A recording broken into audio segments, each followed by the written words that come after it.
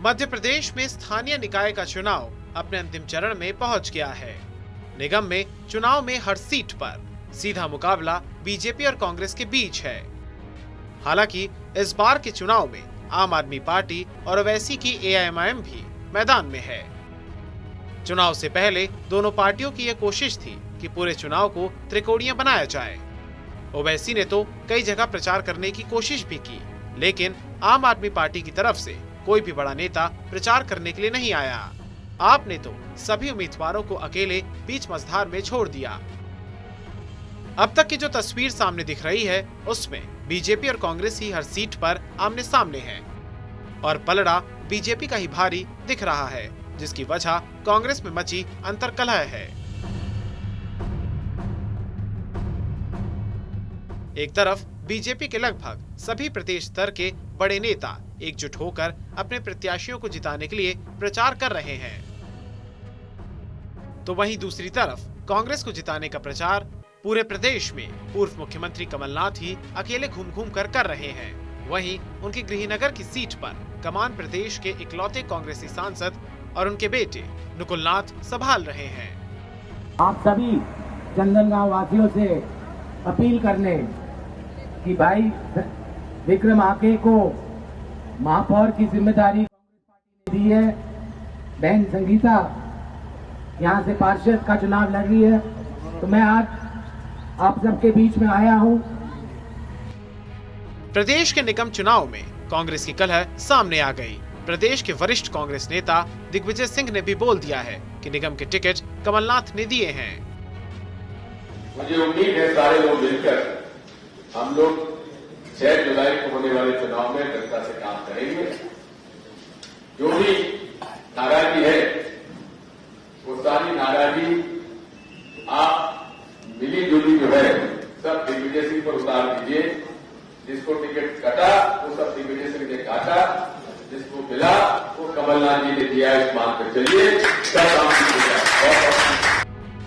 चुनाव प्रचार से अपने को दूर रख रहे खुद दिग्विजय सिंह ने अब तक के प्रचार में एक भी मंच कमलनाथ के साथ साझा नहीं किया है और न ही उनके गुट से कोई भी नेता कमलनाथ के साथ मंच पर दिख रहा है।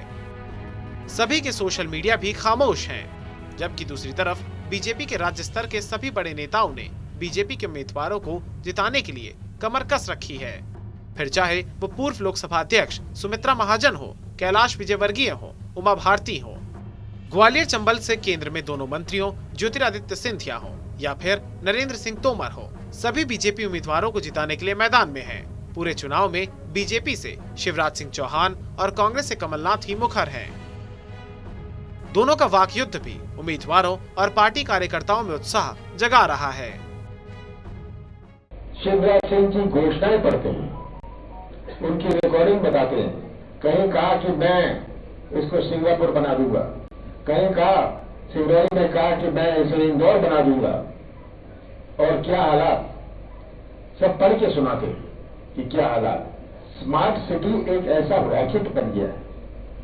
कल की बात आपने देख ली, ये इसको कहते हैं स्मार्ट सिटी। स्मार्ट सिटी के लिए हमें चाहिए विजन।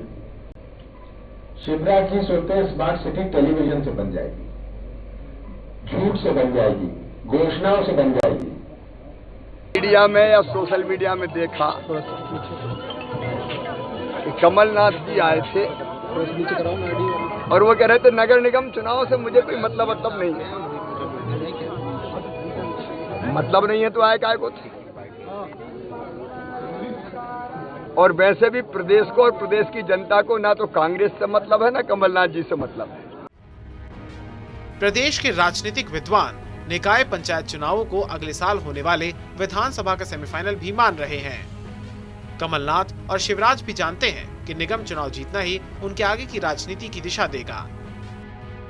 बीजेपी जीती तो शिवराज का कद और ज्यादा बढ़ जाएगा। वहीं कांग्रेस जीती तो विधानसभा का चुनाव प्रदेश में कमलनाथ की लीडरशिप में ही लड़ा जाएगा। और अगर कांग्रेस चुनाव हारती है तो दिग्विजय गुट का दबदबा विधानसभा चुनाव के टिकट वितरण में देखने को मिलेगा।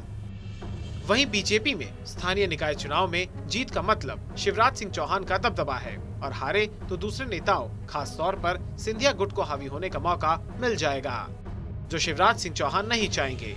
उन्होंने अपनी मंशा निगम चुनाव के टिकट वितरण के समय जाहिर भी कर दी है। राजनीतिक पार्टियों और विद्वान कुछ भी सोचें, भविष्य तो परिणाम ही तय करेंगे।